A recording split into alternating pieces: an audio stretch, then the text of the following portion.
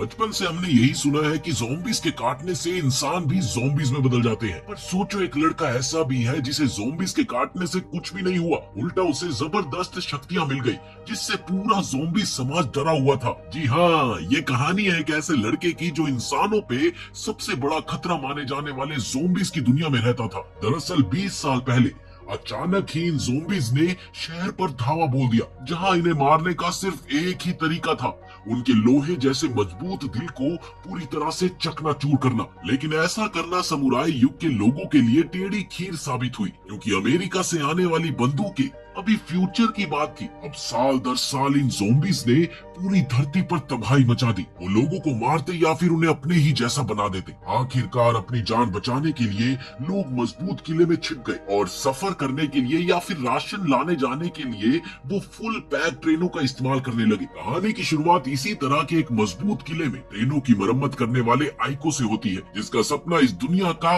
Iron man बनना था। Love you 3000। वहीं दूसरी ओर आइको एक ऐसे हथियार पर काम कर रहा था जो ज़ॉम्बी के लोहे वाले दिल को आर पार कर सके। उसका मानना था कि दीवारों के पीछे छिपकर बचने की कोशिश करने वाले लोग डरपोक है, असली मर्द तो वो है जो दुश्मन का सामना करके लड़ते लड़ते मर जाए। वो एक तेज प्रेशर वाले नेल गन से मेटल प्लेट में छेद करना चाहता था, मानो जैसे कि वो ज़ॉम्बीज का दिल हो, मगर वो इसमें नाकाम हो गया। अपनी एक और असफलता से निराश होकर आइको रेलवे यार्ड चला गया, जहां उसे रोज ट्रेन की मरम्मत का काम करना पड़ता है। वहां ज्यादातर लोग उसका मजाक उड़ाते हैं, वो उसे गरीबों का फ्लाइंग जेट कहते।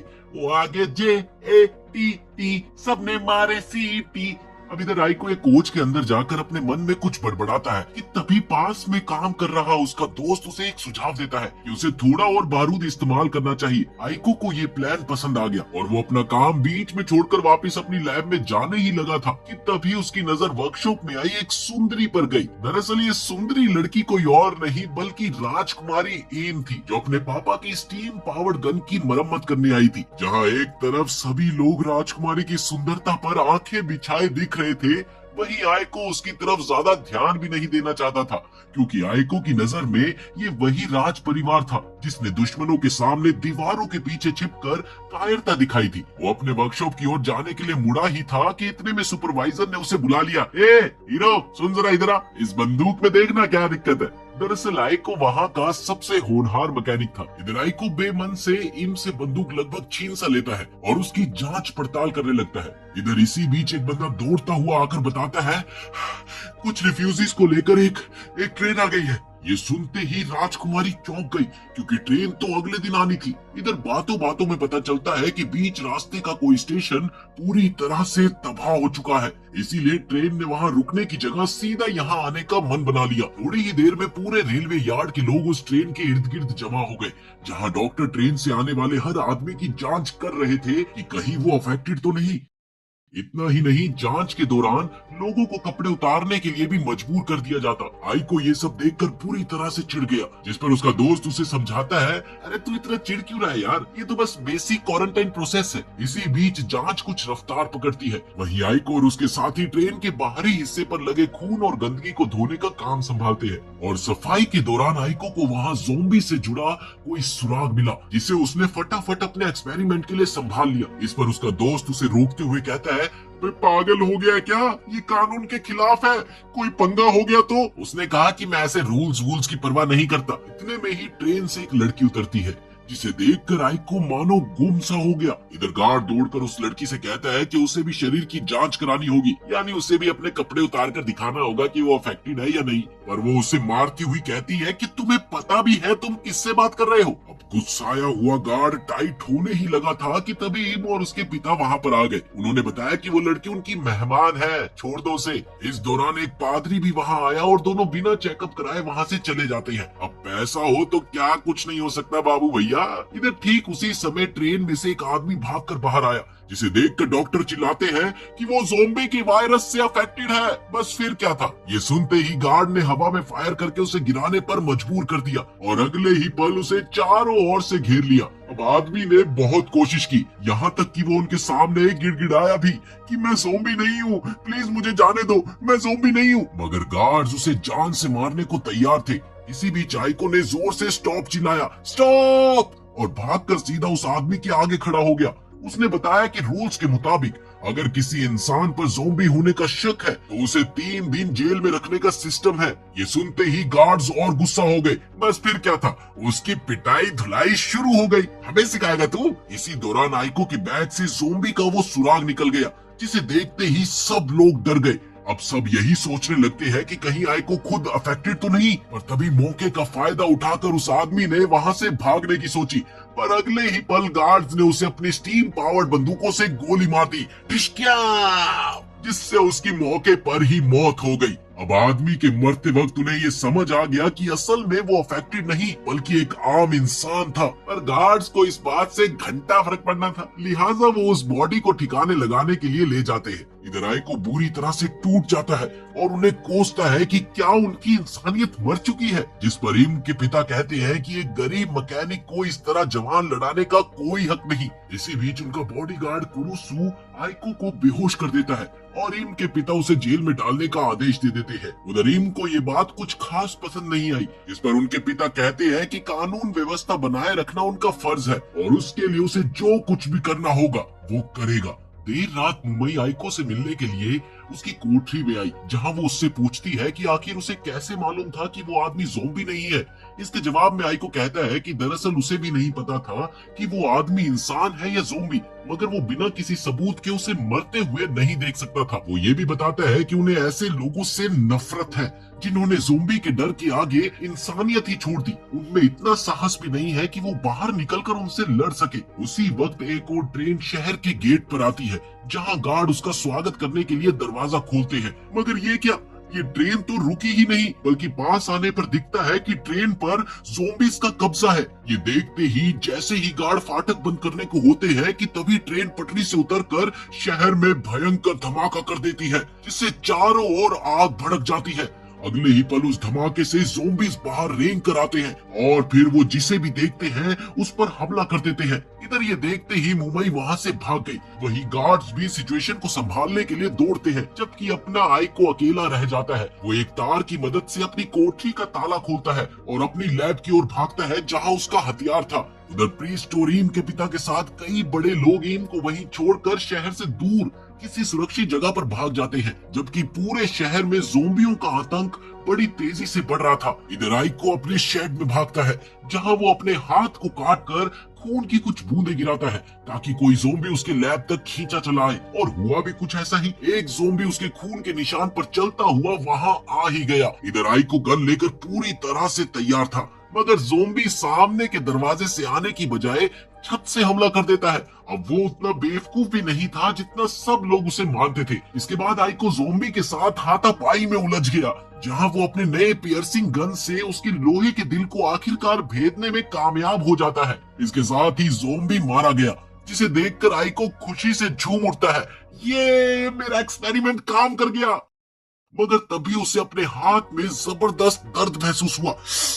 ये क्या है, जिसे ढंग से जांचने पर पता लगा कि ज़ोंबी ने उसे काट लिया था। अब धीरे धीरे वायरस उसके शरीर में फैलने लगा, लेकिन आइको इससे घबराया नहीं। वायरस को दिमाग तक पहुंचने से रोकने के लिए वो अपने हाथ को मेटल के बेल्ट से खूब कस देता है, पर वायरस फिर भी नहीं रुकता।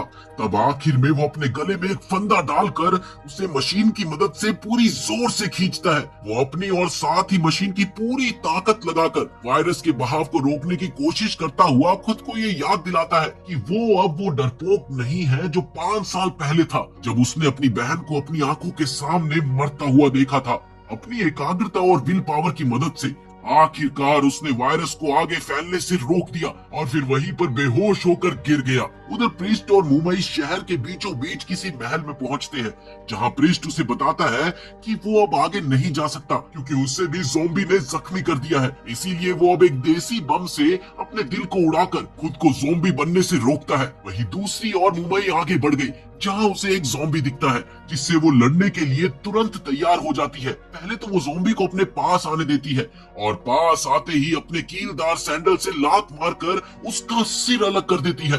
दूसरी ओर इधर आइको होश में आकर पाता है कि वो अब भी इंसान ही है। वो बहुत खुश होता है कि इसी बीच उसका दोस्त भी वहां पर आ गया। अब मरे हुए ज़ोंबी को देखकर और कमरे की हालत को देखकर वो उससे पूछता है क्या उसने ही ज़ोंबी को मारा है, जिसके जवाब में आइको बड़े गर्व से कहता है हाँ, मैंने ही मारा है। इसके बाद दोनों गले लगते हैं, जहां आइको उसे ये भी बताता है कि ज़ोंबी ने उसे काटा भी था। ये सुनते ही उसका दोस्त बुरी तरह से डर गया। उधर बाहर शहर का हाल भी बहुत बुरा हो चला था। हिम किसी तरह गार्ड्स को संभाल रही है कि वो ज़ोंबीज की फौज को शेल्टर के भीतर ना घुसने दे। इसी बीच एक बूढ़ा आकर कहता है, हमें अगले शहर जाना चाहिए। जिस पर हिम कहती है कि उसके पिता ने उसे यहीं रुककर सिग्नल का इंतजार करने को कहा है। तभी मुंबई भी वहां पर आ गई, जिसने मनीष मल्होत्रा डिजाइन का एक अजीब सा सेक्सी गाउन पहना हुआ था। इस दौरान पास खड़े एक आदमी ने उसे धक्का देने की कोशिश की, मगर अपने बेमिसाल मार्शल आर्ट मूव से वो उसे तुरंत पटक देती है। बाप के सामने दादागिरी नहीं करने का, समझा।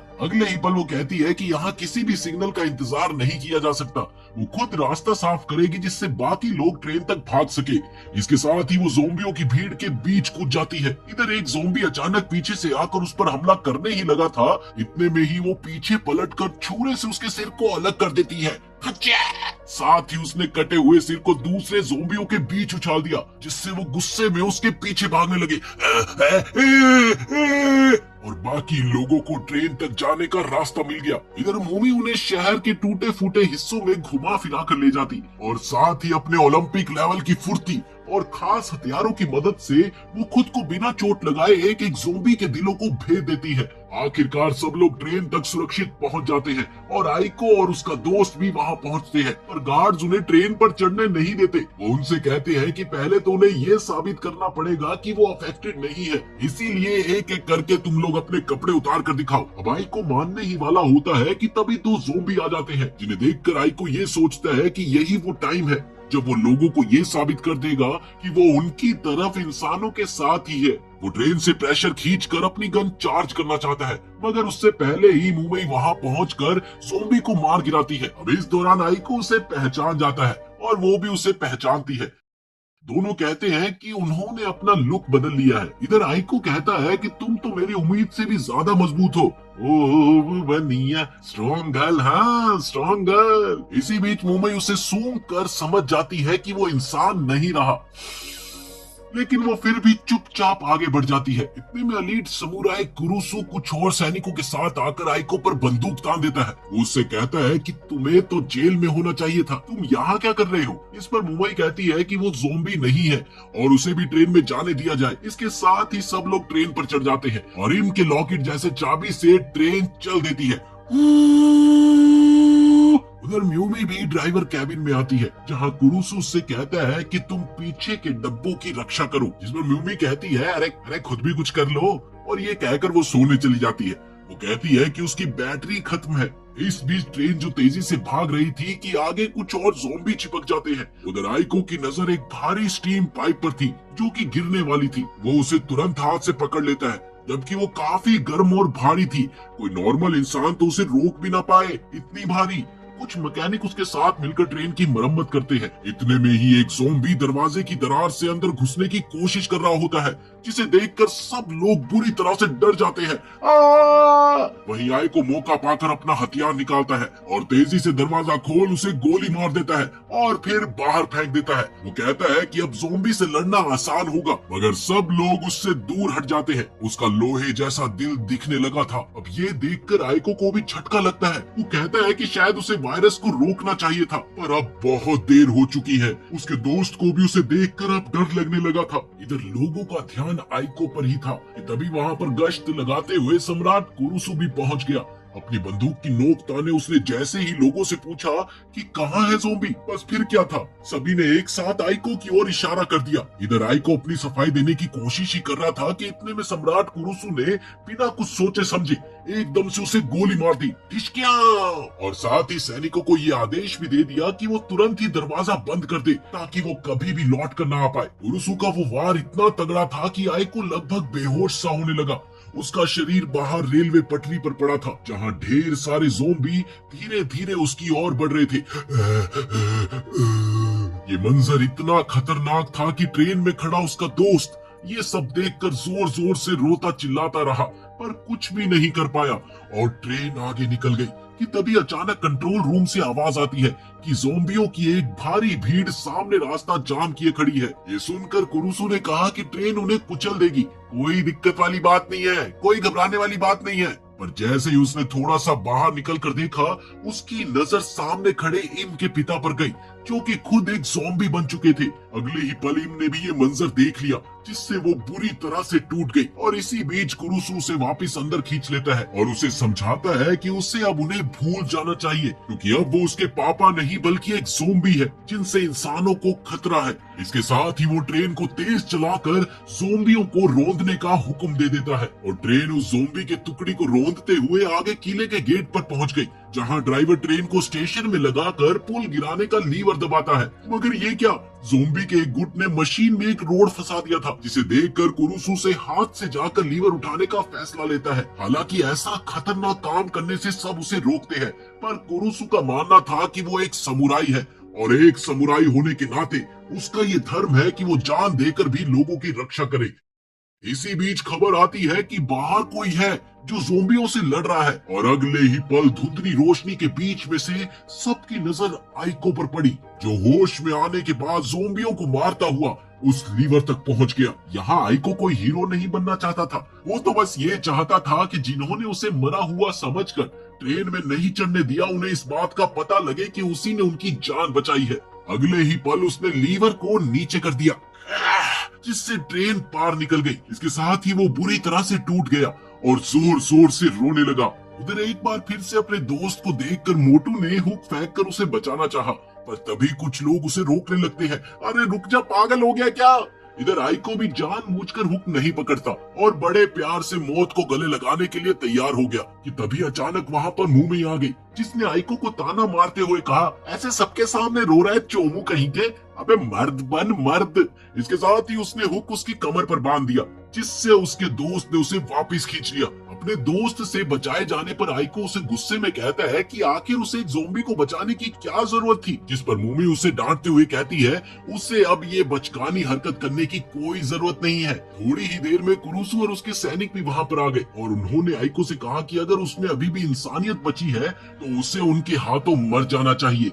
ये सुनते ही आइको भी तैश में आ गया और लड़ने को तैयार हो गया, मगर तभी मूमी ने बीच में आकर सबको बताया, अरे आइको कोई ज़ॉम्बी नहीं है और ना ही कोई इंसान है। अरे वो एक स्पेशल बंदा है जिसका शरीर तो ज़ॉम्बीज वाला है पर दिमाग से वो इंसान है। इसके साथ ही वो अपनी कमीज हटाकर अपनी पीठ पर बना एक घाव दिखाती है, जिसे देखकर सब लोग दंग रह गए। दरअसल वो दोनों ही एक कबानरी थे। वो उन्हें ये भी बताती है कि वो मानव जाति के दुश्मन नहीं बल्कि इंसानों के दोस्त है, उनके साथी है। इसी बीच कुरुसु ने अपनी बंदूक उन दोनों पर तान दी और वो कहता है कि मुझे तो इस लड़की पर पहले से ही शक था, गद्दार कहीं की। जिसके जवाब में मूमी बोलती है कि अगर वो हमला करेगा तो वो उसे मार देगी। कुरुसु फिर भी नहीं मानता, मगर इसी दौरान इम आकर कहती है कि उन्होंने ज़ॉम्बियों से बचकर भागने में उनकी मदद की है, इसीलिए इन पर ऐसे शक करना जायज नहीं है। इस पर कुरुसु ने बोलता है कि दोनों को एक साथ सफर करने ना दिया जाए। उधर आइको भी उसकी हाँ में हाँ मिलाकर कहता है कि हाँ मैं एक ज़ॉम्बी हूँ और दूसरों को अफेक्ट भी कर सकता हूँ, मगर मूमी उसे बाहर नहीं जाने देती। उल्टा उसे जमीन पर पटक कर कहती है, अरे तू ज़ॉम्बी नहीं बल्कि कबानेरी है। इसके बाद वो इनसे पूछती है कि क्या वो राजधानी पहुंचने तक उन्हें ट्रेन में जगह दे सकती है। इस दौरान आइको बीच में बोलने की कोशिश करता है, मगर उसी वक्त मूमी उसके अखरोटों को तोड़कर बेहोश कर देती है। अब इधर कुछ घंटों के बाद आइको की आंख खुली, जहां उसने देखा कि उसका शरीर पूरी तरह से ठीक हो चुका है। वहीं उसके ठीक सामने मूमी भी आराम से बैठी है। दरअसल दोनों को ट्रेन के बॉयलर रूम में बंद रखा गया था। इसके बाद मूमी आइको से राजधानी के बारे में पूछती है, जिस पर आइको कहता है कि वहाँ ज़ॉम्बियों पर बड़े रिसर्च होते हैं और शायद वो लोग उसकी इस हालत का इलाज कर पाएंगे। इसके बाद म्यूमी उसे बताती है कि उसे हर हाल में वहाँ पहुँचना है, क्योंकि उसके भाई ने उसे एक खास मिशन सौंपा था जिसे वो अभी बता नहीं सकती, मगर इसके लिए उसे आइको की जरूरत है क्योंकि वो उसे अपने ढाल की तरह इस्तेमाल करेगी। अब इधर आइको कुछ भी समझ नहीं पाता। म्यूमी बताती है कि इतना चलने फिरने पर उसे बहुत जोरों की नींद आने लगती है, ऐसे में आइको को उसकी रक्षा करनी होगी। इसके साथ ही वो आइको को लड़ने की ट्रेनिंग देने लगी, क्योंकि भले ही उसमें ताकत हो मगर एक्सपीरियंस के मामले में भाई साहब तो जीरो थे, जीरो। वो ट्रेनिंग आइको के लिए शर्मिंदगी भरी थी, जहाँ हर बार म्यूमी उसे बुरी तरह पटक देती। वो उससे कहती है कि क्यों हिला डाला ना, तुमसे ना हो पाएगा बेटा, जबकि उसने तो रिबन भी पहन रखा है जो उसकी ताकत कम करता है। इसी बीच अचानक मूमी को किसी ज़ॉम्बी के पास होने का एहसास हुआ और वो सीधा बॉयलर रूम से बाहर दौड़ पड़ी। उधर एक आदमी एक प्रेग्नेंट औरत से खाने को लेकर झगड़ रहा था कि तभी म्यूमी वहां पर आ गई, जिससे सब डर कर भाग जाते हैं। कुछ ही देर में कुरुसु, इम और बाकी बुजुर्गों के साथ वहां पर पहुंचता है, जहां उसने बताया कि उन दोनों ज़ोंबी पर भरोसा करना उसकी सबसे बड़ी भूल थी। अब धीरे धीरे माहौल गरमाने ही वाला था कि तभी एक सुनहरे बालों वाला आदमी, जो कि विक्टोरियन हेयर स्टाइल में था, वो सामने आता है और इम को बताता है कि उनके पानी का भंडार अब कम होता जा रहा है, इसीलिए उन्हें तुरंत कहीं रुकना होगा। अब इससे क्या होता है, जो लड़ाई हो रही होती है वो ठंडी पड़ जाती है। थोड़ी देर बाद रात में ट्रेन नदी के पास रुकी, जहां इम और बाकी सब उन सभी लोगों का सामूहिक अंतिम संस्कार करते हैं जो इस हमले में मारे गए। इधर आइको बॉयलर रूम से ये सारा नजारा देखता है, जिस पर मूमी उससे पूछती है कि आखिर वो भगवान को क्यों नहीं मानता। तब वो बताता है कि दरअसल सालों पहले ज़ोंबियों ने उसका परिवार खत्म कर दिया था। इस पर मूमी कहती है कि उसका भी यही हाल है। इसके बाद उसकी नजर आइको के हाथों में पड़े पत्थर पर गई। वो बड़े बेबाकी से पूछती है कि अब ये क्या है। आइको अपना दस्ताना हटाकर पत्थर दिखाता है। इसके साथ ही वो अपनी पुरानी कहानी बताता है कि एक बार वो और उसकी छोटी बहन नदी किनारे बैठे थे कि तभी ज़ोंबियों ने उनके शहर पर हमला कर दिया। सब बड़े लोग भाग गए, केवल वो और उसकी छोटी बहन ही अकेले छूट गए थे। इसी बीच एक ज़ोंबी ने उसकी बहन को काट लिया।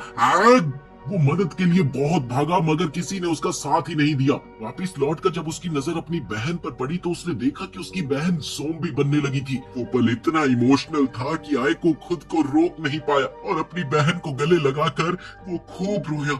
उसने अपनी बहन से अपनी नाकामी के लिए माफी मांगी और उसे बदलने से रोकने के लिए एक बम लगाकर उसका दिल उड़ा दिया। बस तभी से वो पत्थर लिए घूमता है और इसे अपनी बहन की आखिरी निशानी मानता है। वो ये भी कहता है कि उस दिन उसे भागना नहीं चाहिए था, बल्कि अपनी बहन के साथ वहीं पर मर जाना चाहिए था, मगर उसका पछताना बिल्कुल ही बेमतलब था। उसी समय किसी बूढ़े आदमी के कहने पर कुछ गांव वाले बॉयलर रूम के बाहर पहुंच जाते हैं, जिनका मकसद आइको और मूमी को खत्म करना था। कि तभी इम भी वहां पर आ गई और वो उन्हें रोकना चाहती थी, पर सभी ने लगभग रट सी लगा रखी थी कि उन्हें ज़ॉम्बी को मार देना होगा। इधर इम बॉयलर रूम में गई, जहाँ मूमी पहले से ही सब कुछ सुन चुकी थी। उसने बिना किसी देर के इम से कहा कि अब वो इन लोगों को वही देने वाली है जो वो चाहते थे। अगले ही पल वो दरवाजे से कूद कर बाहर आई, जिससे वहां मौजूद सभी लोग डर गए और लड़ने को तैयार हो गए। इसी दौरान आइको भी वहां पर आ गया और उसने बात संभालते हुए मूमी को कहा, डोंट डू, जस्ट चिल। इतने में मूमी एक दफा फिर ज़ॉम्बी की गंध पाकर वहां से चली गई। अब इधर इम सोचती है कि उसे लोगों का डर दूर करना होगा, इसलिए उसने अगले ही पल आइको पर हमला कर दिया। उसने आइको पर एक छुरा चलाया, जिसे आइको रोक लेता है, जिस पर इम ने उससे पूछा, तुम पलटवार क्यों नहीं करते? इसके जवाब में आइको बताता है कि 5 साल पहले उसने अपनी बहन को ये वादा किया था कि वो कभी ना किसी लड़ाई से भागेगा और ना ही किसी निर्दोष की बलि देगा। वो ज़ोंबियों से लड़ेगा। आइको की इन बातों को सुनकर इन लोगों से पूछती है, हाँ भाई बोलो, अब भी किसी को कोई शक है? इस पर सब पीछे हट जाते हैं और जो ये सारी प्लानिंग कर रहा था वो दूर खड़ा निराश रह जाता है। थोड़ी ही देर में ही आइको से माफी मांगती है कि ये जो कुछ भी हुआ ये मेरी मजबूरी थी। वही आइको भी उसकी मजबूरी समझता है, मगर ये क्या, अचानक आइको खून की कमी की वजह से जमीन पर ढेर हो गया। इसी बीच उधर मूमी कॉमन एरिया में बच्चों के साथ खेल रही थी, जहां कोई भी माँ अब उससे उतना नहीं डर रही थी। खेल के दौरान वो बताती है कि उसे बड़ी जोर की भूख लगी है, पर वो आम इंसानों की तरह नॉर्मल खाना नहीं खाती, बल्कि उसे तो खून चाहिए होता है। ये सुनते ही सब लोग बुरी तरह से चौंक जाते हैं। इसी बीच शोर मचता है कि कोई प्रेग्नेंट औरत ज़ॉम्बी बन गई है। ये सुनकर मूमी झटपट उधर भागती है और कुछ योद्धाओं की तलवार छीनकर उस औरत के दिल पर वार करना चाहती है। इधर कुछ लोगों ने आवाज देकर उसे रोकना चाहा, अरे रुक जाओ, पर मूमी सुन ही नहीं पाती और इसके साथ ही 2 बार वार करके वो उसे मार देती है। खचक खचक। इधर दूसरी तरफ इम आइको की मदद कर रही है, पर आइको कमजोर होने की वजह से खुद को नहीं संभाल पाता। उसके अंदर का ज़ॉम्बी जागने लगा और वो इम के खून का प्यासा बन गया। वो लगभग इम पर धावा बोलते हुए उसे नीचे पटक देता है। उधर इम को कुछ भी समझ नहीं आता कि आखिर आइको ऐसा क्यों कर रहा है। उधर बाहर लोग म्यूमी पर गुस्सा हो रहे थे कि आखिर उसने प्रेग्नेंट औरत को बिना सोचे समझे ऐसे क्यों मार डाला, जिस पर म्यूमी जवाब देती है कि वो माँ और बच्चे दोनों ही ज़ॉम्बी थे, पागलो, उनको कोई बचा ही नहीं सकता था। तब म्यूमी अचानक से महसूस करती है कि एक जबरदस्त ज़ॉम्बी सेना उनकी ओर बढ़ रही है। इधर बॉयलर रूम में आइको इम को काटने ही वाला है कि कुरुसु आकर उसे हटाता है, जिससे आइको को झटका लगा और वो होश में आ गया। अपनी इन हरकतों को याद करके वो बुरी तरह से घबरा गया। इधर कुरुसु उस पर बंदूक तान कर उसे मारने ही वाला था कि तभी म्यूमी वहां आकर इम को बताती है कि अब उन्हें निकलना होगा क्योंकि ज़ोंबी की एक बड़ी सेना उनकी ओर आ रही है। अब ये सुनते ही सब लोग बुरी तरह से घबरा गए और इधर ट्रेन दोबारा चलने लगी, जहां पर गार्ड रक्षा करने की कोशिश करते हैं। पर ये क्या, ज़ोंबी तो ट्रेन पर चिपक ही गए जैसे फेविकोल का कोई जोड़ हो। उधर गार्ड लोगों के कहने पर आइको और म्यूमी को वापस बॉयलर रूम में बंद कर देते हैं क्योंकि ज्यादातर लोगों को उनके साथ लड़ना मंजूर नहीं था। उन्हें ये शक था कि म्यूमी और आइको की वजह से ही ज़ोंबी यहाँ पर खींचे चले आए हैं। इधर बूढ़े इन पर दबाव डालते हैं कि वो उनकी कैप्टन बनने के लायक ही नहीं है, इसलिए मास्टर की चाबी वो उन्हें सौंप दे, जिस पर इम मान जाती है। इधर चाबी मिलते ही बूढ़े आदमी ने ड्राइवर को कहकर ट्रेन पहाड़ों की ओर मुड़वा दी, जिस पर इम उसका विरोध करती है। उसने चिल्लाकर कहा कि आप लोगों का दिमाग तो ठिकाने पर है या नहीं, पता भी है कि वहाँ कितने ज़ोंबी होंगे, ये बहुत खतरनाक हो सकता है। पर इसे वो बूढ़ा आदमी अनसुना कर देता है और उसे रसोई में जाकर अपना काम करने को कहता है। अरे जा यार, अपना रसोई में जाकर काम कर। उधर आइको म्यूमी को बताता है कि उसने इम पर हमला करके बहुत बड़ी गलती कर दी, जिस पर म्यूमी उसे समझाती है कि ये कोई बड़ी बात नहीं थी, उन्हें बस भूख लगी थी और कुछ भी तो नहीं। थोड़ी ही देर में कुछ आदमी आइको के दोस्तों को भी बंदी बनाकर उसी डिब्बे में डाल देते हैं, बस ये कहकर कि उन्हें ज़ोंबी का तरफदार नहीं चाहिए। इसके साथ ही आइको का दोस्त उसे उसकी पियर्सिंग गन लौटा देता है, जो शायद अब उसकी लड़ाई में काम आ सके। थोड़ी ही देर में ट्रेन एक पुल से गुजरती है, जहां बहुत ही भारी संख्या में ऊपर से ज़ोंबी कूद आते हैं। इतना ही नहीं, उनमें से एक ज़ोंबी तो इतना खास था कि उसे तलवार चलानी भी आती थी। वो लोगों को ऐसे काटता जा रहा था, ऐसे काटता जा रहा था कि मानो वो इंसान नहीं गाजर मूली हो। अब इधर म्यूमी उसे देखकर समझ जाती है कि ये एक स्पेशल ज़ोंबी है। अगले ही पल उसने ज़ोंबी पर खिड़की से गोली चलाई, ढिशक्याओं। मगर वो ज़ोंबी इतना फुर्तीला था कि वो वहां से बच निकला।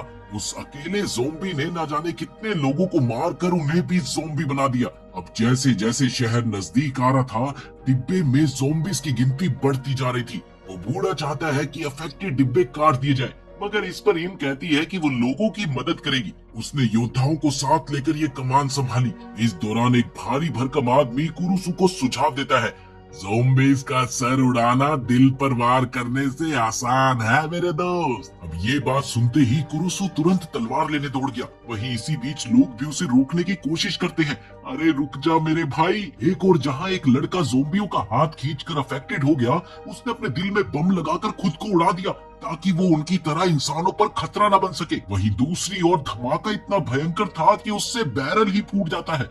इधर कुरुसु अपनी तलवार लेकर लौट आया और उसने एक एक करके ज़ोंबियों को खत्म करना शुरू कर दिया। अब उधर आइको भी इमरजेंसी एग्जिट से निकल आया ताकि वो उस तलवारबाज ज़ोंबी को रोक सके। इस दौरान म्यूमी भी उसके साथ थी। टनल से बाहर निकलते हुए उन्होंने कई सारे ज़ोंबीज़ को मार गिराया। वहीं बेचारी म्यूमी के गन की स्टीम खत्म हो गई और वो इतना थक चुकी थी कि ट्रेन की छत पर ही सो गई।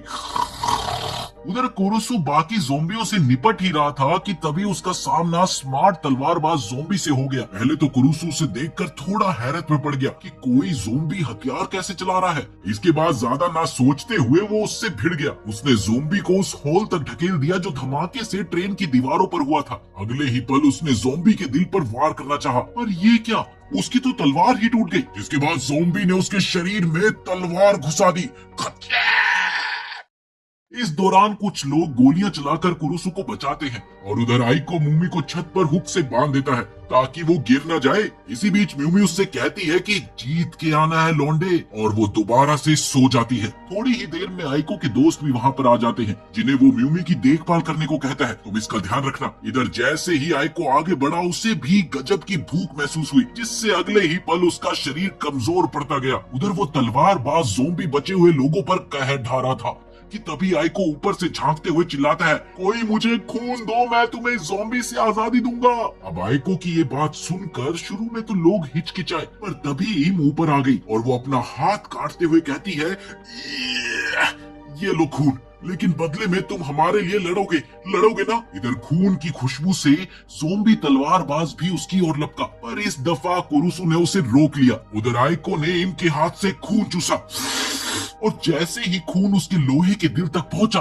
उसमें जबरदस्त ताकत आ गई। इसके साथ ही वो तलवारबाज पर टूट पड़ा। आइको ने उसे जमीन पर पटक दिया और अगले ही पल अपने पियर्सिंग गन से उसका दिल छेद देता है। ये देखकर पास खड़ी इम बहुत खुश होती है और वो आइको के लिए तालियां बजाने लगती है। साथ ही पूरी ट्रेन के लोग भी उसके लिए नारे लगाने लगते हैं, लाल फूल नीला फूल, आइको भैया ब्यूटीफुल। इसके बाद सब ट्रेन की सफाई और मरम्मत करने में लग गए। वहीं आइको और म्यूमी को बॉडीगार्ड बनने की जिम्मेदारी दी गई। अब इधर इम को उसकी चाबी और कैप्टनशिप वापस मिल जाती है, जहां वो ऐलान करती है कि आइको और म्यूमी हमारे साथ राजधानी तक जाएंगे और अगर उन्हें भूख लगेगी तो मैं उन्हें खून दूंगी। जिस पर कुरुसु कहता है कि वो अकेली दोनों को खून नहीं दे सकती, मगर तभी आइको के दोस्त और खुद कुरुसु भी खून देने के लिए राजी हो जाते हैं। इसके साथ ही ट्रेन राजधानी की ओर चल पड़ती है।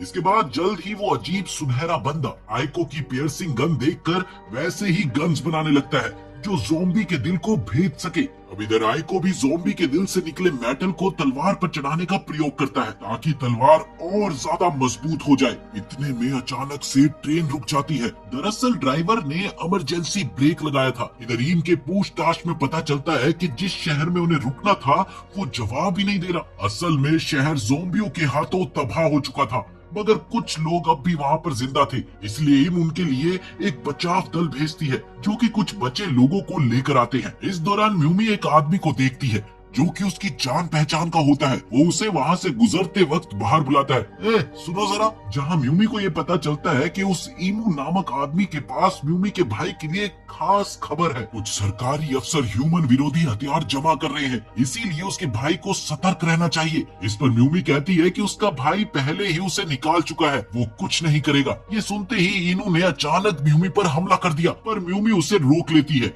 और वो उसे लगभग धमकाते हुए कहती है कि ये गलती दोबारा मत करना वरना मैं तुम्हारी जान ले लूंगी। इस पर इनू ने अपनी पिस्टल निकाल कर म्यूमी के पेट पर लगा दी और वो उससे कहता है कि तेरा भाई भी तुझे तब तक ही रखेगा जब तक तू उसके काम की है, बाद में वो तुम्हें भी निकाल फेंकेगा जैसे उसने औरों के साथ किया है, समझी। इसके बाद वो वहाँ से चला गया, जबकि म्यूमी ये सोचकर कांपने लगी कि शायद वो सच बोल रहा है। उधर आइको और बाकी लोग शहर के रास्ते को पार करने की योजना बनाते हैं कि जहाँ से भी राजधानी का रास्ता सबसे छोटा हो हम वहीं से जाएंगे। अभी म्यूमी वहाँ पर आ गई। उसने आइको को टॉन्ट मारते हुए कहा कि मुझे कायरो की योजना में कोई दिलचस्पी नहीं है। आइको उसे समझाने की कोशिश भी करता है, पर म्यूमी उसे लात मारकर उड़ा देती है। वो कहती है कि वो भी उनके साथ रहकर उनके जैसी कायर नहीं बनना चाहती। इस पर आइको लोगों को समझाता है कि कोई बात नहीं, ये प्लान हम म्यूमी के बिना भी कर सकते हैं। वहीं म्यूमी वापस बॉयलर रूम में जाकर छिप जाती है। फिर थोड़ी देर बाद आइको बॉयलर रूम में सामान लेने जाता है,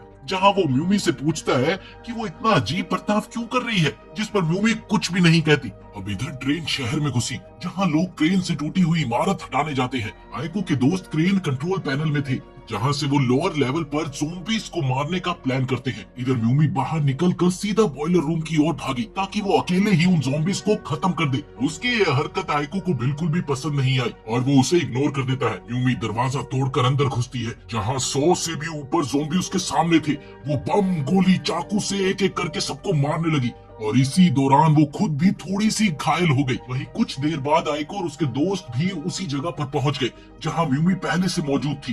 वो पाते हैं कि म्यूमी ने पहले ही कई सारे ज़ोंबी को मार गिराया। वो ताना मारते हुए आइको को भी बच्चा दिमाग बोलती है और आइको उसकी बात अनसुनी करके बॉयलर चालू करता है। वहीं उसके साथी क्रेन से मलबा हटाते हैं, लेकिन तभी उनकी नजर टावर पर गई, जहां हजारों ज़ोंबीज टावर पर चढ़ रहे हैं। ये देखकर सब पूरी तरह से डर गए। आइको बॉयलर को हाई पावर में चलाता है, पर ज़ोंबी इतनी बड़ी तादाद में थे कि ये हमला उनके लिए कुछ भी नहीं था। इसीलिए वो लोग फैसला करते हैं कि उनको ट्रेन की ओर लौटना चाहिए, लेकिन इस दौरान म्यूमी का कहीं भी पता नहीं चलता और आइको तय करता है कि वो उसे भूल कर पहले तो अपने साथियों को बचाएगा। वो उनसे कहता है कि वो लोग ट्रेन की तरफ चले जाए, जाओ ट्रेन की तरफ जाओ, जबकि वो यहाँ पर क्रेन चलाएगा वरना खतरा बढ़ सकता है। इधर जब आइको उस मलबे और मेटल के ढेर को पटरियों से हटाने की कोशिश कर रहा होता है, तभी उसकी नजर बाहर लड़ती हुई म्यूमी पर पड़ी, जो कि बहुत कमजोर और हताश दिख रही थी, मगर फिर भी खुद को साबित करने पर तुली हुई थी कि वो डरपोक नहीं है। उसकी हालत चाहे जैसी भी थी, लेकिन फिर भी वो अपनी आखिरी हद तक ताकत लगाकर ज़ोंबियों से लड़ रही थी। इधर आइको सोचता है कि म्यूमी खुद चीजें संभाल लेगी, इसीलिए उसका ध्यान पूरी तरह से क्रेन पर था। लेकिन अचानक उसे दिखता है कि एक ब्रूस ली टाइप का ज़ोंबी म्यूमी को बुरी तरह से पटक रहा है। दे पटक, दे पटक। यहाँ तक कि उसने म्यूमी से हथियार तक छीन लिया और अगले ही पल उसे नीचे कोयले के ढेर में पटक दिया। ये देखकर आइको तय करता है कि उसे क्रेन छोड़कर म्यूमी की मदद करनी होगी। बस इसी वजह से मलबा ट्रैक पर ही पड़ा रहा और ट्रेन को रुकना पड़ा। उधर आइको एक केबल के सहारे कूदकर नीचे आता है और उस कुंफू ज़ोंबी को मारकर म्यूमी को उठाता है। लेकिन तभी अचानक जमीन हिलने लगी और इसके साथ ही बॉयलर बिल्डिंग में जोरदार धमाका हुआ, जिससे आइको और म्यूमी कोयले के नीचे दब गए। इस बीच ज़ोंबीज़ एक साथ मिलकर एक बहुत बड़े राक्षस जैसा रूप ले लेते हैं, जिसे देखकर सबके रोंगटे खड़े हो गए। अगले ही पल वो राक्षस ट्रेन की ओर दौड़ता है, जहां ड्राइवर किसी तरह से रिवर्स में ट्रेन को एक हैंगर में ले जाकर रोकता है। वहीं समुराय ने जल्दी हैंगर का गेट नीचे कर दिया। साथ ही बाकी लोगों ने राक्षस पर फायरिंग करके उसकी रफ्तार थोड़ी सी कम कर दी, ताकि वो राक्षस अंदर नहीं घुस पाए, और तभी गेट बंद हो जाता है। वहीं दूसरी ओर राक्षस इतनी जोर से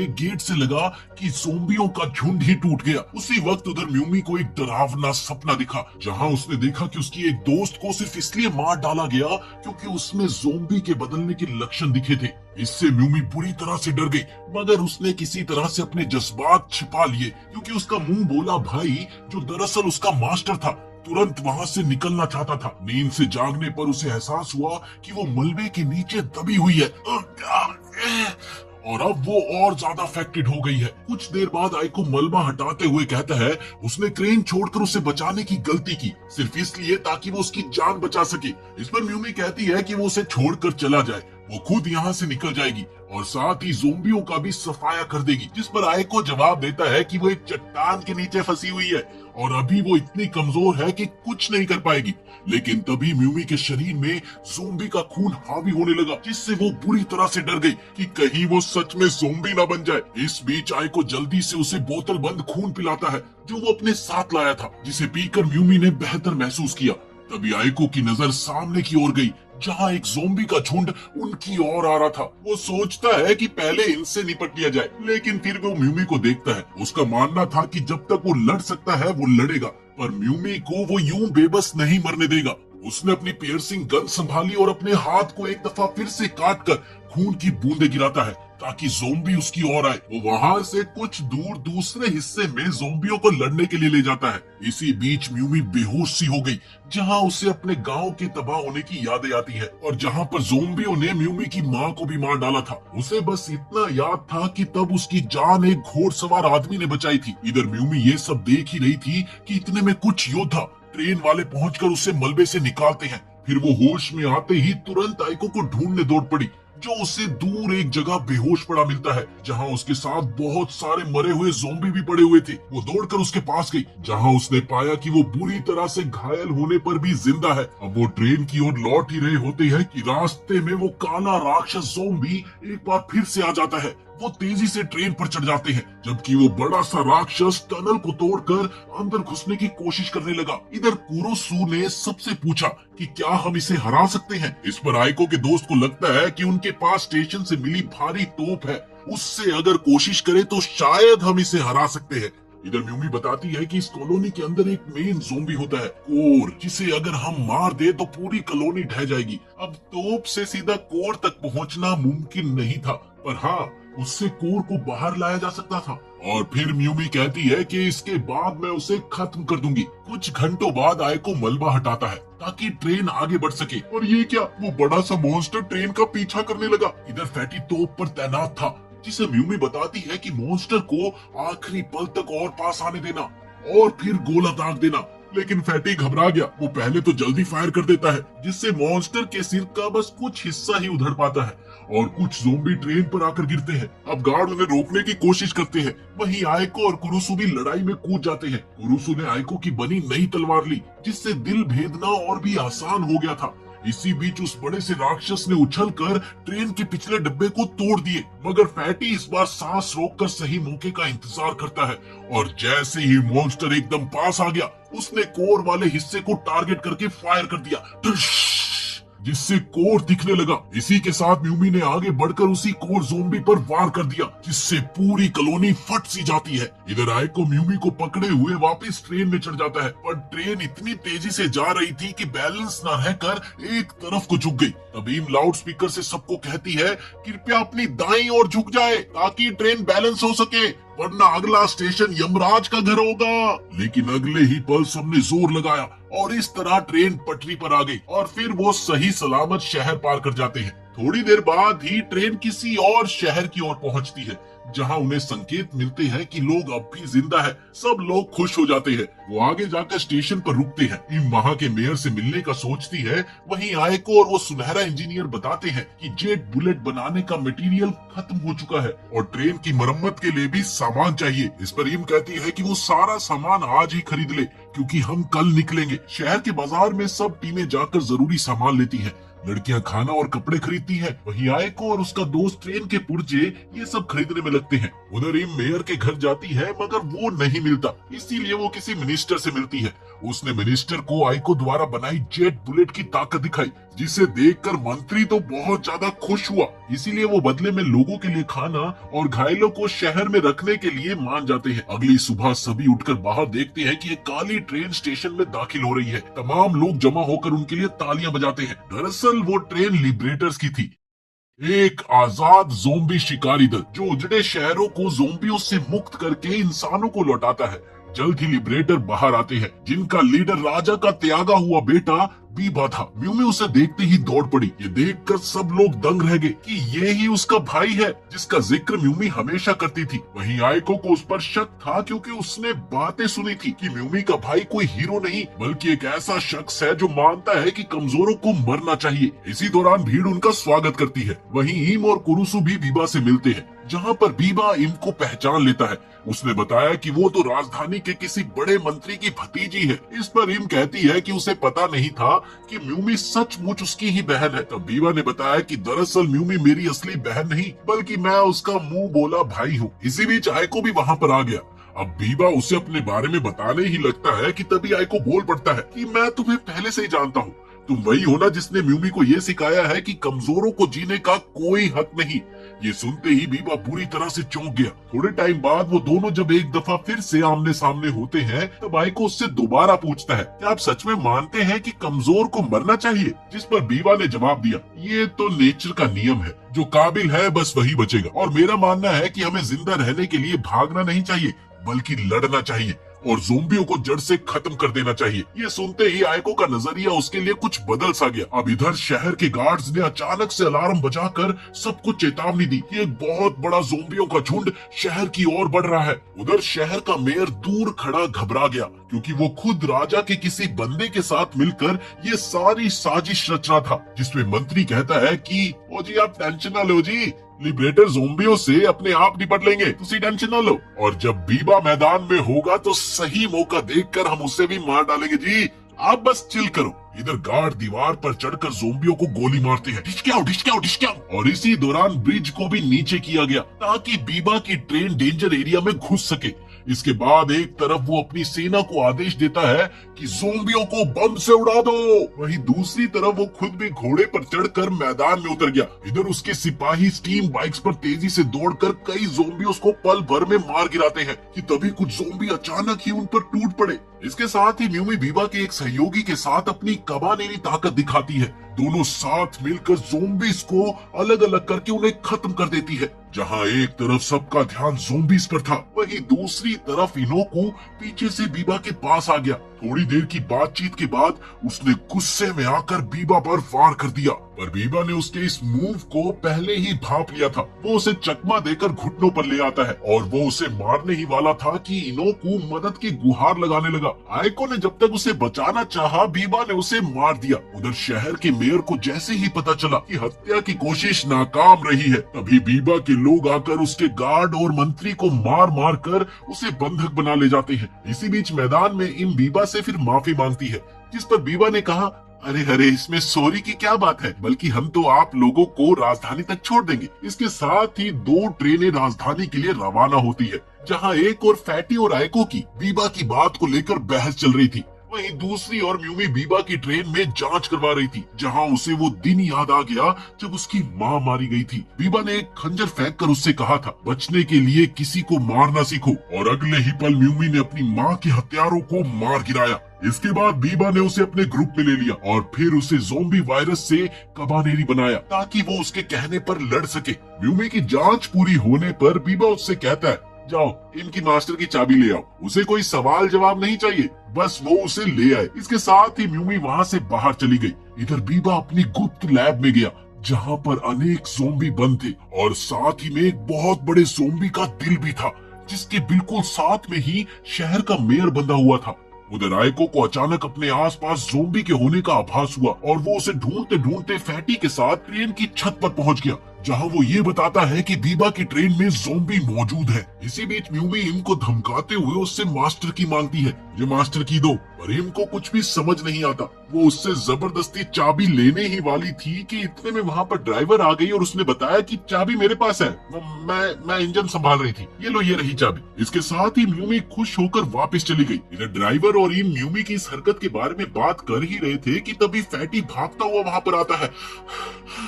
आयको को कुछ गड़बड़ पता लगी है, सभी उसके साथ चलो। दूसरी ओर म्यूमी वो चाबी बीबा को देती है, मगर वो चाबी देखते ही तुरंत समझ गया कि ये चाबी नकली है। वो उसे बताता है, अरे तुम्हारे साथ धोखा हुआ है, शायद इम और बाकी लोग तुम पर भरोसा नहीं करते। और तभी आयको भी वहाँ पर पहुँच गया। उसने जैसे ही दरवाजा खटखटाया, बीबा ने म्यूमी से कहा, देख अगर इसने जबरदस्ती अंदर आने की कोशिश की ना तो मैं इसे मार दूंगा, ऐसे ही दिमाग का थई हो रखा है। इस पर म्यूमी उसे भरोसा दिलाती है कि वो उसे बाहर से ही वापस लौटा देगी, और इसके साथ ही वो बाहर निकल गई। इधर आयको म्यूमी से पूछता है कि आखिर बीबा की ट्रेन में ज़ोंबी क्यों है, जिस पर म्यूमी कहती है, अच्छा ज़ोंबीज, वो तो बस रिसर्च के लिए है और कुछ नहीं। वो उससे दोबारा पूछता है कि क्या तुम्हें भी ऐसे ही ज़ोंबी बनाया गया। इस पर म्यूमी चौंक कर बोलती है कि ये उसका पर्सनल डिसीजन था, वो नहीं समझेगा, उसे अपनी जान बचानी थी। इसके साथ ही वो जाने ही लगी थी कि आयको उसे रोक कर कहता है, तुम गलत आदमी का साथ दे रही हो, बीबा अच्छा आदमी नहीं है। लेकिन ये क्या?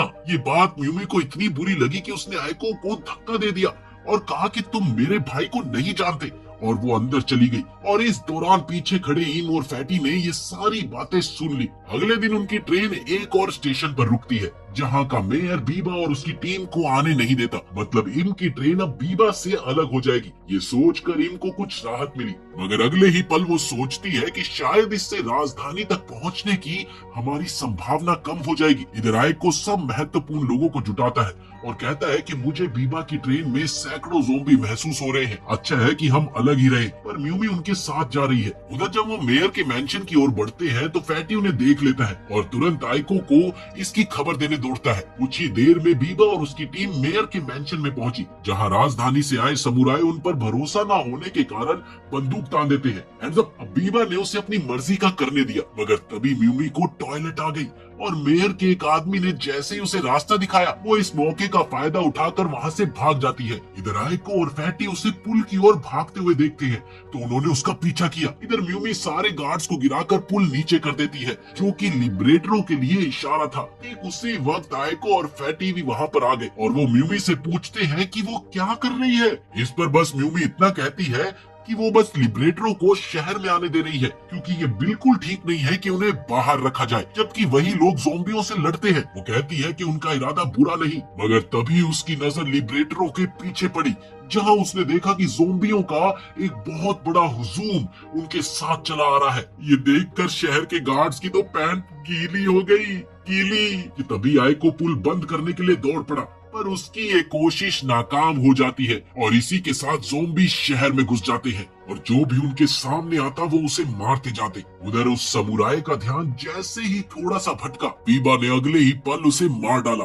वही दूसरा समुराय भी उसके बॉडीगार्ड के हाथों मारा जाता है। इसके बाद बीबा ने गला घोंट कर उसके आखिरी गार्ड को भी खत्म कर दिया। इधर इम हथियार उठाकर उसे रुकने को कहती है। बीबा के बॉडीगार्ड पर तो भूत सवार था, उसने चाकू उठाकर उसकी ओर फेंका, पर शुक्र है कि ड्राइवर बीच में आकर इनको बचा लेती है। और इसके बाद बीबा ने मेयर को भी मौत के घाट उतार दिया। बाहर म्यूमी ये देखकर दहल जाती है कि इन सब की वजह सिर्फ और सिर्फ वो है जिसने पुल नीचे किया। उधर आइको और फैटी ट्रेन के पास पहुंचते हैं जहां शहर के समुराय ज़ोंबियों को रोकने की कोशिश कर रहे थे। इधर कुरुसु सोचता है कि वो इम को लेने जाएगा, पर उसे क्या पता था कि इम को बीबा और उसके आदमियों ने बंधक बना लिया है। कुरुसु देखता है कि वो लोग इम को बीबा की ट्रेन में ले जा रहे हैं। उधर ट्रेन के अंदर बीबा अपनी फीमेल बॉडीगार्ड के साथ था, जो ये अच्छे से जानती थी कि वो आज मारी जाने वाली है। बीबा ने उसे खास सीरम लगाया जिससे वो फ्यूज्ड कॉलोनी की कोर बन गई। उसके शरीर से मेटल की कुछ चीजें निकलती है जो मरे हुए ज़ोंबियों के शरीर को खींचकर एक बहुत बड़ा राक्षस बना देती है। इस दौरान बीबा उसे आदेश देता है कि वो राक्षस शहर का दरवाजा तोड़ दे और अगले ही पल दीवार से टकराकर उसे तोड़ देती है। इधर म्यूमी बीबा के पास पहुंची जहां वो उससे पूछती है कि आखिर ये सब हो क्या रहा है, जिस पर बीबा ठंडी आवाज में कहता है, ये वही दुनिया है जिसकी मैं हमेशा से चाह रखता था। ये सुनते ही म्यूमी का दिमाग सुन सा पड़ गया और इतने में वो फीमेल बॉडीगार्ड सीरम के असर से अपना काबू खोने लगती है और सचमुच का ज़ॉम्बी बन जाती है। वो बड़ा सा राक्षस उसके बेकाबू होने पर पिघल सा जाता है, जिससे वैज्ञानिक बुरी तरह से नाराज हो गया। तभी उसका साथी ये सुझाव देता है कि एंटीडोट से महिला को होश में लाया जा सकता है, पर साइंटिस्ट कहता है कि वो इसके लायक नहीं है, रहने दो, छोड़ो। इधर कुरुसु चुपके से ट्रेन में घुसकर इनको बचाने की कोशिश करता है। वो गार्ड्स को पछाड़कर आगे बढ़ ही रहा होता है कि इसी बीच साइंटिस्ट एक गन निकालकर उसे रोक लेता है, पर इम कहाँ शांत रहने वाली थी। उसने उसे भटकाकर असिस्टेंट को पटक दिया। इसके साथ ही एंटीडोट छीनकर वो कहती है, अगर तुम नहीं रुके तो मैं इसे फेंक दूंगी। इस पर साइंटिस्ट उसे गोली मारने ही लगा था कि कुरुसु उस पर झपट पड़ा और दोनों नीचे गिर जाते हैं। उधर वो ज़ॉम्बी फीमेल पूरी तरह से बेकाबू हो गई और अपने ही साथियों को मारने लगी। अब सैनिक उसे गोलियां मारते हैं, मगर ये गोलियां उसे भड़का देती है। फिर उसने अगले ही पल मैग्नेटिक धमाके जैसी शक्ति का इस्तेमाल करके पूरी बिल्डिंग को ही उड़ा दिया। इसके बाद वो गुस्से में बीबा पर झपटी, जिससे वो बुरी तरह से डर जाता है। मगर ये क्या, ऐन वक्त पर वो उसे मारने से रुक गई और उसी समय का इस्तेमाल कर बीबा उसके दिल में छुरा घोंप कर उसे मार देता है, जिसे म्यूमी देखकर पूरी तरह से टूट गई। इसके बाद लिबरेटर सेना इस बीच बचे लोगों को बंदूक की नोक पर अपने कब्जे में ले लेती है। जब आयको ने इस बात का विरोध किया तो उसे भी नीचे गिराकर ये धमकी दी गई, हमें तेरे खून की जरूरत है, विरोध किया तो मारा जाएगा। वहीं दूसरी तरफ जो लोग ज़ॉम्बी के शिकार बने हुए थे वो उन सबको मार देते हैं। इधर बीबा ने ट्रेन पर चढ़कर भाषण दिया कि आज मैंने सबको उनके पिंजरे से आजाद कर दिया है। जब तक लोग दीवारों में छिपे हैं वो कभी विकसित नहीं होंगे। उन्हें बाहर निकालकर ज़ॉम्बियों से लड़ने पर मजबूर करना ही असली मुक्ति है। इसके बाद जल्द ही सबको कैद कर लिया गया। वहीं आइको को एक पिंजरे में डाल दिया जाता है जहां वो गार्ड्स और साइंटिस्ट को देखते हुए जमीन पर कुछ लिखता है। उधर बाकी लोगों को ग्रुप में बांटकर उनका खून लिया जा रहा था। इधर आइको का एक दोस्त भी बीबा के लोगों के साथ मिल गया था। ये बात किसी को अच्छी नहीं लगी, खास तौर पर फैटी को, जो आज ब्लड डोनेट वाली टीम में गया था। उधर जब वो अंदर गया तो देखता है कि बीबा का एक लेफ्टिनेंट एक आदमी को परेशान कर रहा था। वो आदमी बार बार बस यही कह रहा था, साहब मेरी पत्नी का खून मत लीजिए, आप चाहे तो मेरा खून ले ले पर उसका खून मत निकालिए प्लीज। इस पर लेफ्टिनेंट उसे खुशी खुशी हाथ मिलाने को कहता है और जैसे ही उसने हाथ आगे बढ़ाया तभी वो उसका हाथ काट डाल देता है। अरे यार, कितना निर्दयी है ये बंदा। अब फैटी खड़ा होकर इसका विरोध करता है पर गार्ड उसे काबू में कर लेते हैं। इसके बाद में वो आइको से मिला जहां उसने आइको से पूछा, कब खून खोलेगा तेरा, तो कब कुछ करेगा, अब बस बहुत हो गया ये सब, अब और नहीं सहा जाता। इस पर आइको उसे बताता है कि कल रात जब ये लोग खून लेने आएंगे मैं पिंजरे से निकलूंगा और बीबा का काम तमाम कर दूंगा। अब इधर उसी समय बीबा इम से कहता है कि अगर अपने लोगों को बचाना है तो राजा के पास ये संदेश भेज दे कि वो फाटक खोल मुझे मेरे पिता से मिलवा दे। जिस पर इम मान जाती है। वो पूछती है, फिर तुम अपने पिता के साथ क्या करने वाले हो? जिसके जवाब में बीबा कहता है, 10 साल पहले राजा ने 4 लाख की सेना को ज़ॉम्बियों को मिटाने भेजा था। मुझे 12 साल की उम्र में उस सेना में कमांडर बना दिया गया था। हमने कई शहरों को आजाद करवाया पर हमारी मदद अचानक बंद हो गई और सारी सेना मिट गई और ये सब कुछ मेरे पिता के आदेश पर हुआ था और अब मैं उसका बदला लूंगा। इधर रात में आइको अपने दोस्तों को सारी प्लानिंग समझाता है कि अगर हम इंजन रूम पर कब्जा कर ले तो बीबा को हमारी शर्तें माननी ही होगी और बाकी बंधुकों को छोड़ना पड़ेगा। सब यही मानते हैं कि ये जोखिम भरा काम है मगर इसके अलावा उनके पास कोई और ऑप्शन था ही नहीं। वो आइको का साथ देंगे, हर हाल में साथ देंगे। फिर समय आता है खून लेने का। जैसे ही लिबरेटर आते हैं, उनके आने से पहले ही सब लोहे की रोड और बाकी औजार के साथ तैयार हो जाते हैं। इधर आयको तार से पिंजरा खोलकर उसी लाइन में खड़ा हो जाता है जहां लोग खून देने जा रहे थे। वहीं गार्ड्स को ये आभास हो जाता है कि वो आजाद है और वो उसे घेर लेते हैं। लेकिन ठीक उसी समय आयको के दोस्तों ने स्टीम छोड़कर दुश्मनों का ध्यान भटका दिया, पर वो लोग उन पर काबू पा लेते हैं। आयको का वो दोस्त जो दूसरे दल से मिला हुआ था, फैटी उसे भी मारना चाहता है, मगर आयको ये कहकर उसे रोकता है कि असल में वो उनके लिए जासूसी कर रहा है। उसी वक्त लेफ्टिनेंट भी वहां पर पहुंच गया और विद्रोहियों पर टूट पड़ा। इसी बीच आयको उसके वार को रोककर उसे दीवार में दे मारता है, जिससे लेफ्टिनेंट समझ गया कि आयको बहुत ज्यादा ताकतवर है। पर उसके पास बंदूक थी। उसने तुरंत एक गोली आयको की ओर दाग दी, पर ऐन वक्त पर फैटी उस पर हमला करके आयको को बचा लेता है। उधर बीबा ये सब सुनकर म्यूमी को उन्हें रोकने के लिए भेजता है, पर वो हिचकिचाती है, जिस पर वो कहता है, अगर तू ये काम नहीं करेगी तो मैं वो दवा बंद कर दूंगा जो तुझे इंसान बनाए रखती है, समझी? लेकिन इसके बाद भी म्यूमी ने अपने दोस्तों को चोट पहुंचाने से इनकार कर दिया। तब बीबा उसे हटाने का आदेश देता है, जिसे सुनते ही म्यूमी वहां से भागने लगी। वो सिपाहियों को पटकते हुए आगे बढ़ ही रही थी कि तभी एक लेफ्टिनेंट उसे नीचे गिरा देता है। बीबा के आदेश पर उसके सहायक उसे बेहोश करने वाला इंजेक्शन लगा देते हैं, जहां म्यूमी बेहोशी में भी आयको को पुकारती है, आयको। उधर आयको और फैटी तेजी से आगे बढ़ते हैं। बाकी दोस्त लिबरेटरों को रोकते हैं और इसी दौरान वो इंजन रूम के पास पहुंच गए, लेकिन कोई भी चाबी फिट ही नहीं बैठती। अब आयको धमाका करके ताला तोड़ना चाह रहा था, लेकिन तभी बीबा और उसके आदमी आ जाते हैं। इसके बाद बीबा बताता है कि वो जानता था कि आयको विद्रोह करेगा, इसलिए उसने चाबी बदल दी थी। वो कहता है कि तुम्हारी ये बगावत खत्म बच्चे, और इसके साथ ही वो आयको पर गोली चला देता है। लेकिन फैटी तभी बीच में आकर गोलियां खा लेता है और तब वो कहता है, उस रोज कुरुसु ने जब तुझे गोली मारी थी तब मैं कुछ भी नहीं कर पाया दोस्त, पर आज मैं ऐसा कर पाया, मुझे बहुत ज्यादा खुशी है।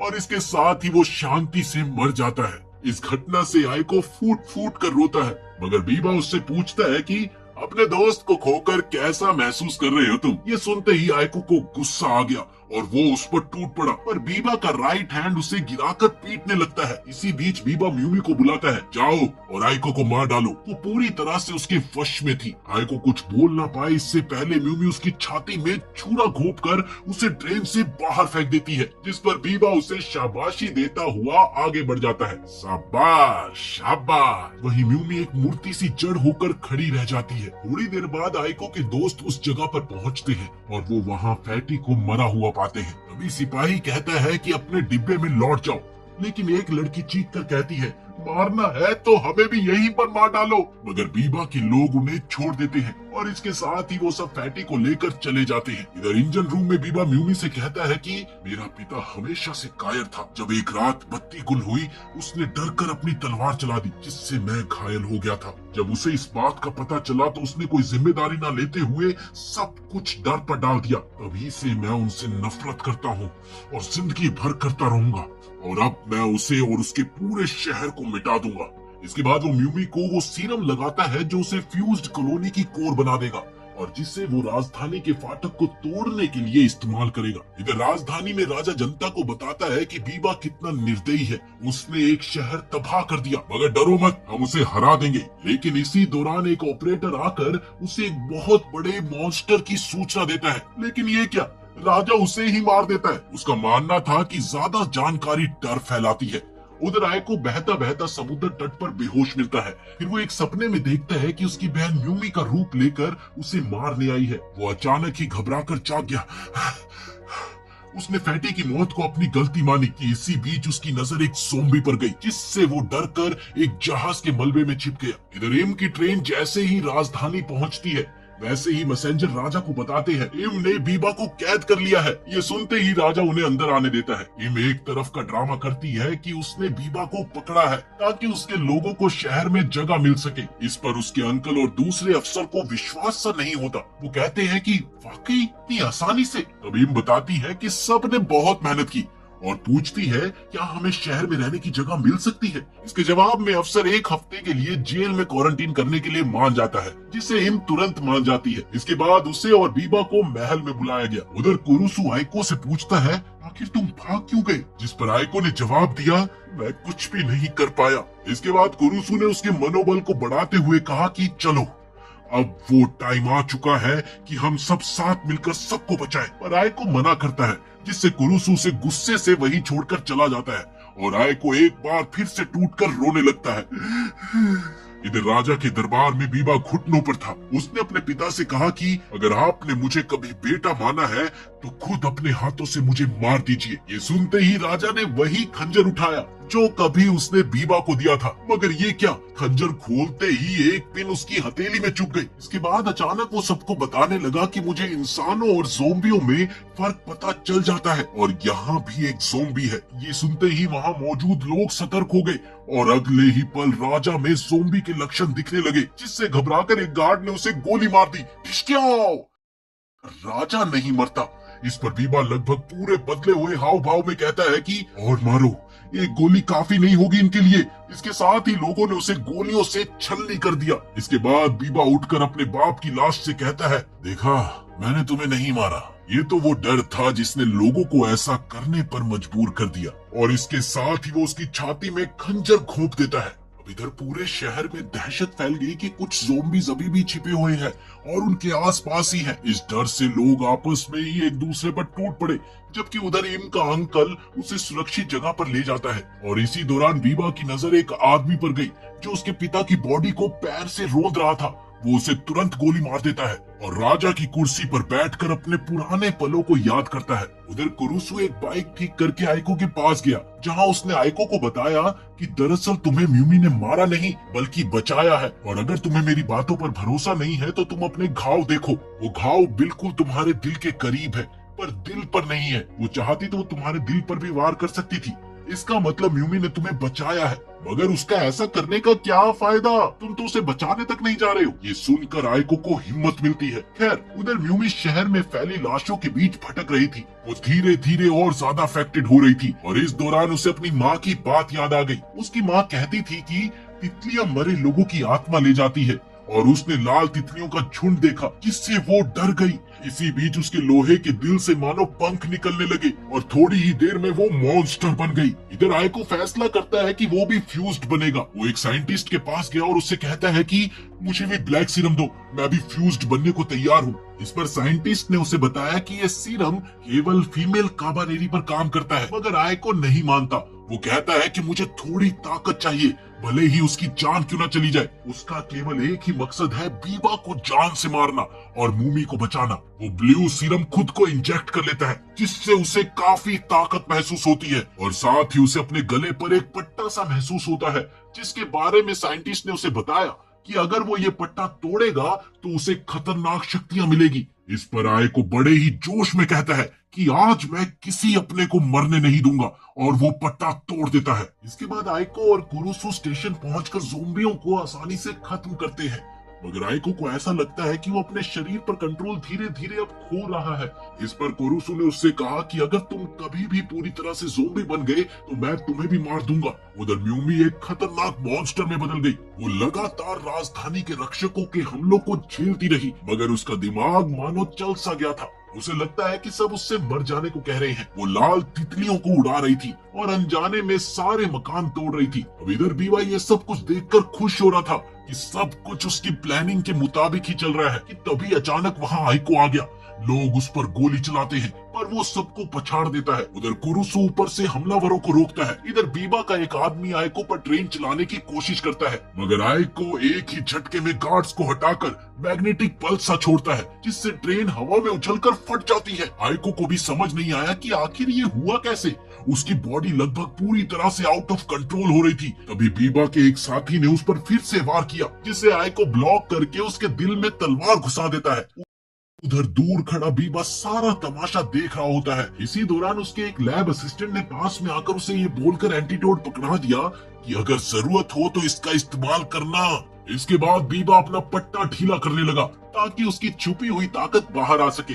उधर आइको और कुरुसु आगे बढ़ते हैं कि तभी पुल टूट जाता है। इस दौरान कुरुसु ज़ॉम्बी के झुंड से अकेला लड़ने लगा और वो आइको से कहता है, तू म्यूमी के पास जा, मैं इसे देखता हूँ। इसके बाद आइको म्यूमी को पुकारता हुआ आगे बढ़ने लगा, म्यूमी! कि तभी बीबा सामने आ गया और उसके बाद दोनों में भयंकर युद्ध छिड़ गया, जहां बीबा ने आइको पर वार करके उसकी छाती को जरा सा चीर दिया। बस फिर क्या था, गुस्साए आइको ने इस मौके पर उसकी तलवार पकड़कर तोड़ दी और उस पर कूद पड़ा, लेकिन बीबा बच निकला और इसके बाद आइको अपनी मैग्नेटिक पल्स से उसे दूर फेंककर जैसे ही उसे खत्म करने लगा कि तभी उसकी आंखों के आगे धुंधलापन आ गया और वो वहीं पर बेहोश हो गया। अब इस दौरान बीबा सोचता है कि यही मौका है, इसलिए वो चुपके से पीछे जाकर आइको पर वार करने जाता है, लेकिन उसी समय म्यूमी लाल तितलियों में एक नीली तितली देखती है और उसकी ओर अपना हाथ बढ़ाती है, जिससे वो पत्थर जो कि आइको की बहन की निशानी होती है वो पानी में गिर जाता है। पानी की वो आवाज सुनते ही आइको को होश आ गया और उसने अगले ही पल पलटकर बीबा को छुरा घोंप दिया। इसके बाद आइको ने म्यूमी के पास जाकर उसे गले से लगा लिया और साथ ही उसे वो एंटीडोट भी लगा दिया। एंटीडोट तुरंत ही असर करता है और म्यूमी फिर से नॉर्मल हो जाती है। वो देखती है कि आइको बेहोश सा है, वो उसके पास जाती है, मगर इस बीच बीबा एक बार फिर आइको पर वार करके उसे खत्म करना चाहता है। उसने जैसे अपनी बंदूक उसकी ओर की, इतने में म्यूमी ने एक लोहे की नोक से उसका दिल छलनी कर दिया, जिसके बाद वो कहती है कि माफ करना, पर हम कमजोर होकर भी जिंदा रहेंगे और अपने सपने जिएंगे। इसके साथ ही ये एनिमे यहीं पर खत्म होता है और ऐसे ही मजेदार एनिमे सुनने के लिए हमारे चैनल को सब्सक्राइब कर ले। मिलते हैं अगली वीडियो में।